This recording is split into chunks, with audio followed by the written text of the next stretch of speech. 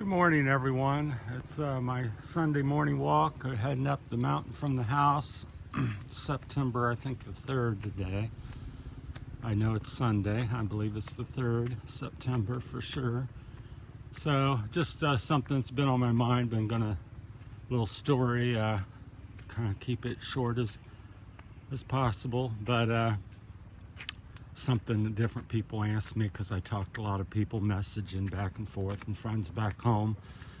People, American people here ask me a lot of these same questions as we climb up the mountain here. It's very steep. I'll probably climb about 1,000, 2,000 feet while we're speaking, so maybe out of breath. Here and there on the climb. It's early morning, about 8:30. So anyhow, you ever watch the show or see the movie Dancing with the Wolves? Kevin Costner's the movie star in there. So this story of the Philippines, or my journey, reminds me of that movie. So if you didn't watch the movie, I highly recommend you seeing it. It's a very good movie. Anyhow, it's about this like captain in the military back then, and he's out East Coast, and modern cities and conveniences, not much left to see as far as the Wild West, Indians and cowboys and animals, and just a different way of life. And anyhow, he ends up requesting, he becomes a war hero and ends up requesting that he's out on a remote outpost somewhere out west. So he gets out there and he finds there's no people out there, and he soon discovers some local Indian tribes, villages, and befriends them and adopts their way of life, and finds them interesting in their culture. And so what he's taught and thought back east is these people are foolish and savages and all kinds of stuff, and why in the heck would you want to go out west? There's nobody and there's no conveniences and just savage people or something. So that's what he's told. But he goes and what he ends up discovering is a different way of life and a different life, and he adopts the Indians adopt him, and he becomes one of them. That's kind of how I feel here, not word for word, but I come here for adventure, and I certainly have it. I thought I knew most of what I would be finding, but it's still even surprising after you study it for 5 years. I think you know a lot on video and talking to people and friends and family. But as I've gotten here, just every day is an adventure. People hand harvesting corn. I just passed a group of people shelling corn. They have a machine. Most people do over here now, but they're hand picking, and here's some cornfields as we speak on cue. And yesterday, as a family friends, and they showed me how to make coconut oil, which was real interesting. I got a little video about that coming up. Quite beautiful. You can see I've come up out of the valley, so I live closer to the ocean down there around the corner. Dragon fruit farm and everything, so quite a climb. That's why I'm gasping for air, trying to talk and do this. So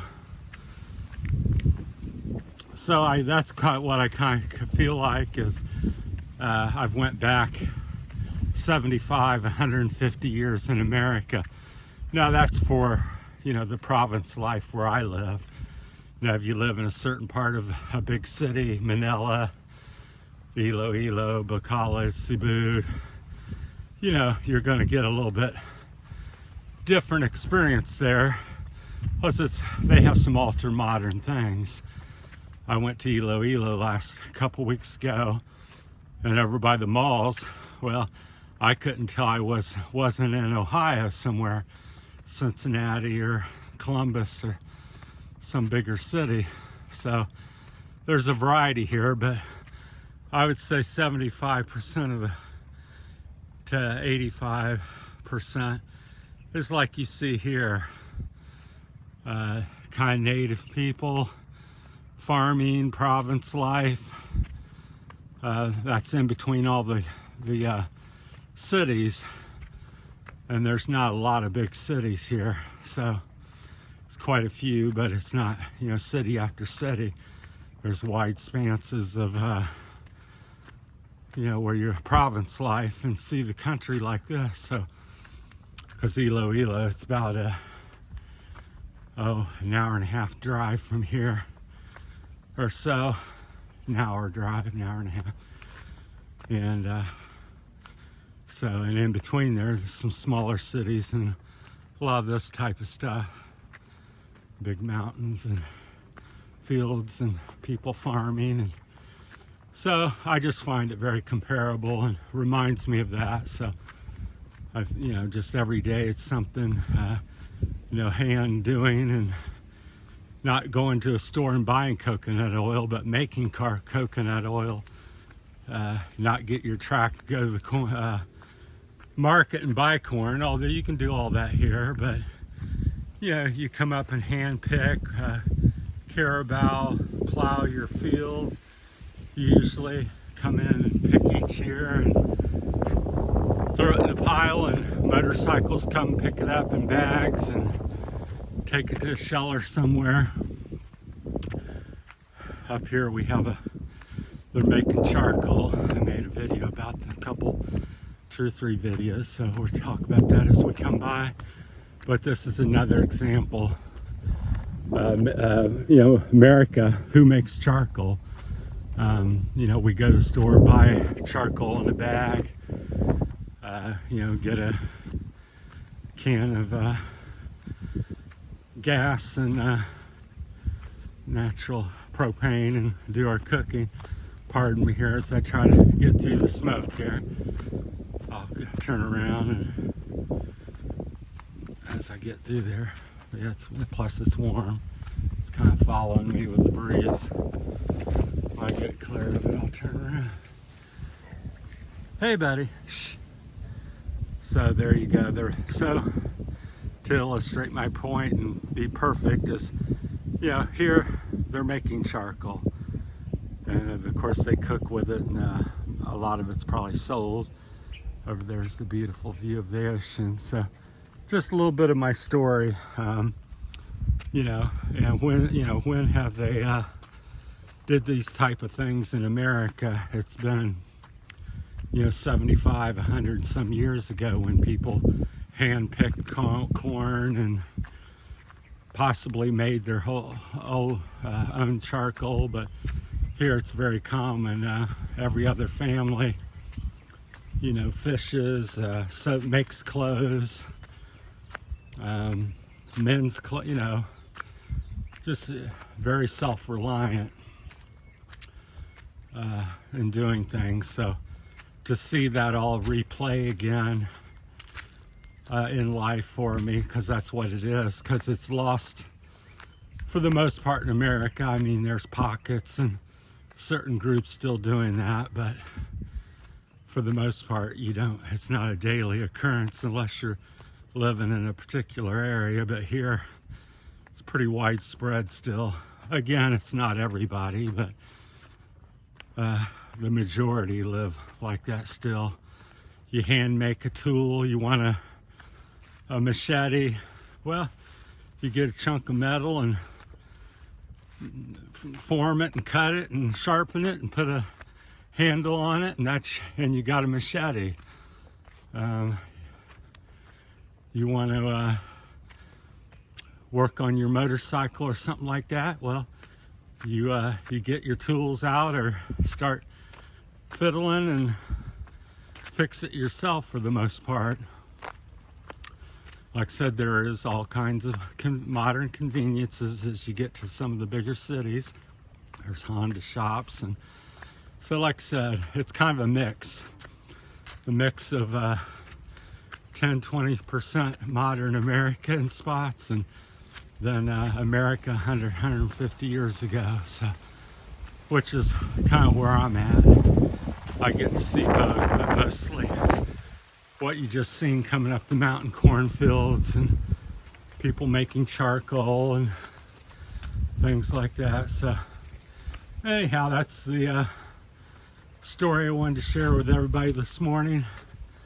I try to come up with something or see something interesting every day and share it with you. So, and every day in the Philippines, I think, is a day of discovery. So just when I think I'm going to get home, somebody says hi and wants to show me something, and I've never seen it before. So yesterday I made coconut oil, or learned how to do that, and took part in the process.